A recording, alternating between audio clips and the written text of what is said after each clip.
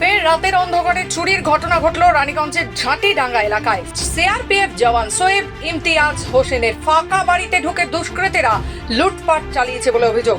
অথচ বাড়িতে থাকা সিসিটিভি ক্যামেরায় কোনো কিছুই ধরা পড়েনি। মোবাইল অ্যাপের মাধ্যমে মনিটর করার সময়ও দেখা যায়নি কোনো সন্দেহজনক ছবি। রহস্যময় এই ঘটনায় চাঞ্চল্য ছড়িয়েছে এলাকা জুড়ে। রানীগঞ্জ থানার পুলিশ ইতিমধ্যেই তদন্ত শুরু করেছে, তবে কিভাবে এবং কারা এই চুরির ঘটনা ঘটালো তা এখনো অজানা। আমার জামাইবাবু ক্যামেরাতে সার্চ করছিল, করতে করতে রাত্রে 1টার পর থেকে ক্যামেরার কোনো ফুটেজ দেখতে পাই না সিসিটিভিতে। কোথায় ছিলেন আপনি? আমার জামাইবাবু গেছে দিল্লি গেছে, আজমের শরীফ গেছে, আজমের শরীফে দরগা গেছে।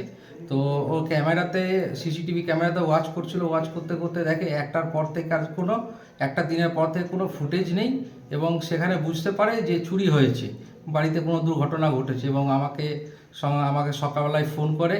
আমি সকালে এসে দেখি যে সব তালা ভাঙা, পুরো ঘর লণ্ডভণ্ড হয়ে আছে এবং নগদ 17,000 টাকা, 4 ভরি মতো সোনা গেছে এবং 4-5 ভরি মতো সোনা গেছে এবং রূপোর কিছু আরও জিনিস ছিল সেগুলোও গেছে এবং অ্যান্ড্রয়েড মোবাইল 2টো গেছে স্যামসংয়ের, আর 2টো কিপ্যাড ফোন গেছে।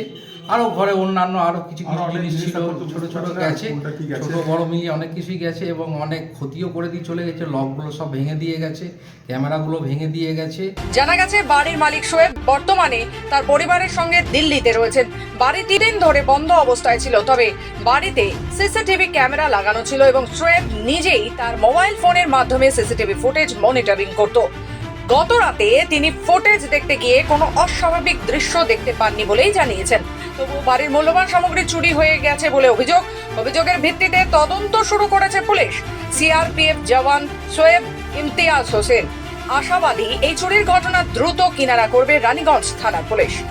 রানীগঞ্জ থেকে সমীর বদ্যকরের রিপোর্ট, খবর বাংলা।